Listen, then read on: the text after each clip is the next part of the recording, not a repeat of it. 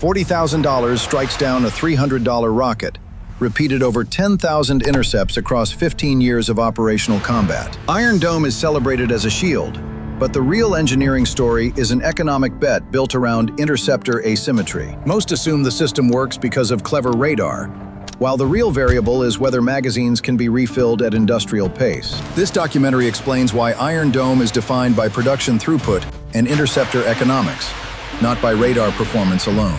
The origin sits inside the 2006 Lebanon War, when Hezbollah fired over 100 rockets per day into Israel. Existing defenses failed, because intercepting short-range rockets at short notice demanded an entirely new category of interceptor weapon. Rafael received a $100 million budget in 2007, a fraction of a standard Western air defense program.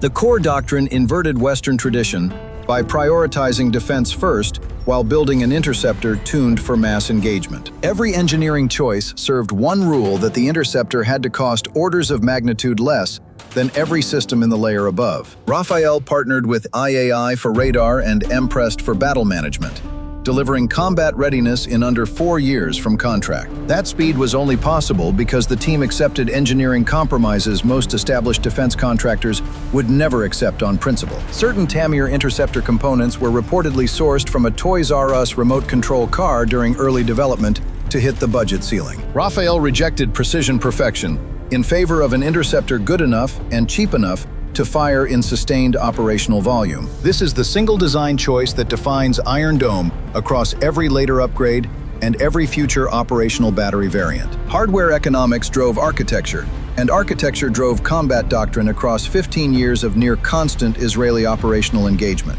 The Tamir interceptor is 3 meters long, weighs 90 kilograms, and uses a hybrid guidance architecture built for high-speed engagement. Command Data Link handles mid-course guidance, while an active radar seeker and electro-optical sensor lock onto the target terminally. A proximity fuse triggers a blast fragmentation warhead close to the incoming rocket, instead of requiring direct hit accuracy in terminal phase. This design choice dramatically reduces the precision burden on guidance electronics, while still providing reliable kinetic destruction of the incoming threat. The ELM 2084 radar from IAI ELTA tracks rockets and cues interceptors using S-band, AESA architecture. The same radar claims capacity for up to 1,100 targets, providing surveillance coverage and fire control in one operational unit. Battle management software calculates each rocket's impact point, ignoring anything predicted to fall into open terrain or coastal waters.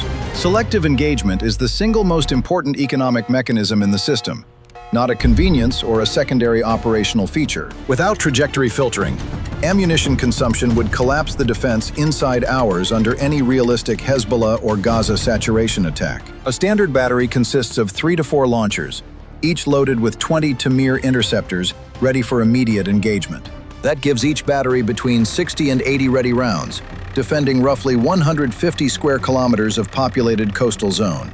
The launcher itself is the visual signature of the system, a compact truck-mounted box with 20 independent angled launch tubes. Entire batteries can relocate on standard military trucks, requiring no dedicated transports or specialized logistics infrastructure for redeployment. This mobility is another compromise favoring dispersion and survivability over the static hardening typical of American and European air defense. Every engineering trade-off inside Tamir maps backward to the founding economic rule that governed the entire 15-year operational program. But the real story begins when the magazine empties faster than industrial throughput can rebuild Tamir interceptor stockpiles. For deep technical breakdowns on the defense systems shaping modern war, subscribe for one system per documentary on this channel. Each Tamir interceptor costs between $40,000 and $80,000, depending on production batch and operational procurement terms. Against Qassam or Katyusha rockets costing a few $100s each, the cost ratio exceeds 100 to 1 per engagement. A complete battery with radar, launchers, and control center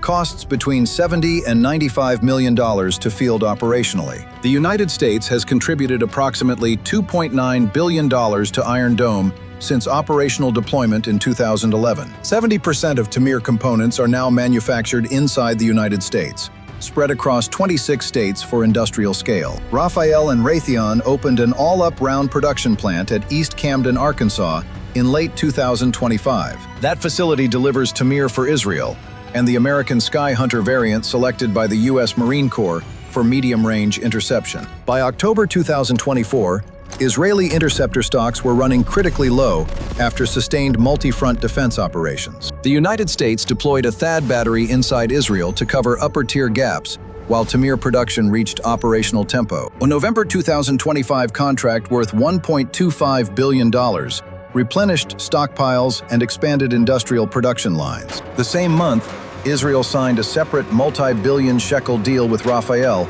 to expand serial Iron Dome manufacturing output. The real cost story is not each interceptor, but the industrial tempo required to replace them faster than the rate of combat consumption. 10,000 combat intercepts across 15 years translate into a production burden no conventional air defense program has ever sustained in operational service. First combat intercept came on April 7, 2011, near Ashkelon, against a Grad rocket launched from Gaza. The system proved itself fast during Operation Pillar of Defense in 2012, with interception rates above 85%. Operation Protective Edge saw 4,500 rockets and mortars fired, with roughly 90% of threats successfully engaged. During Operation Guardian of the Walls in 2021, the system absorbed 4,000 rockets across 11 days of fighting. Then came October 7, 2023, when Hamas launched approximately 2,000 rockets inside the first 4 hours alone. Over 9,500 rockets and mortars were fired at Israel during the Swords of Iron War across multiple operational fronts. Iron Dome operated as the lowest tier, alongside David Sling, Arrow, and American Patriot batteries in coordinated layered defense. In April 2024, Iran launched a direct missile and drone strike against Israel across 300 vectors.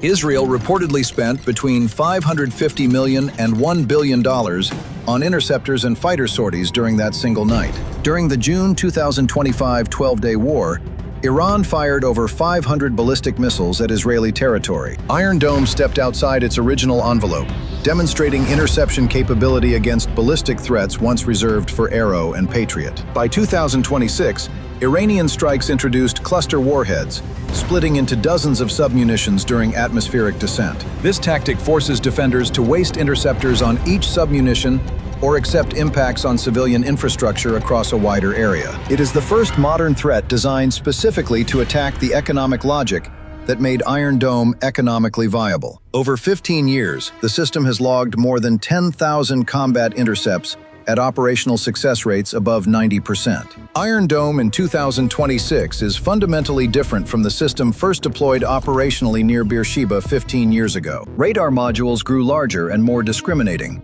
and the interception envelope expanded well beyond the original 70-kilometer limit. Battle management software now tracks ballistic threats, drones, and cruise missiles inside a single unified target and priority stack. The Iron Beam laser system reached operational status in 2025 at roughly $3 per interception shot. Iron Beam is not a replacement, but a complementary effector integrated into Iron Dome command and control for cheaper saturation handling. Export wins now include Romania, Cyprus, and 2 batteries sold to the United States Army for forward-base protection. The Sky Hunter variant equips the United States Marine Corps medium-range intercept program with roughly 2,000 missiles on order. American integration remains incomplete because Iron Dome radars do not natively connect to the Army IBCS Battle Command System. Guam deployment is being actively discussed, aiming to harden forward American bases against Chinese short-range ballistic and cruise threats. Iron Dome remains irreplaceable inside Israeli Doctrine because no other system combines mass production and sustained intercept economics. The real competitive moat is not the radar or the missile, but the industrial capacity to keep firing without operational pause. No other nation has faced sustained multi-year operational expenditure at industrial scale on an operational layered air defense system. Even this particular system has a hard ceiling, and above 70 kilometers lives an entirely different class of operational threat. A different operational interceptor takes over up there, 25 times the price of a Tamir, and no conventional warhead on board. Next, we climb one tier up, where the same economic interception doctrine meets a higher and faster class of operational target.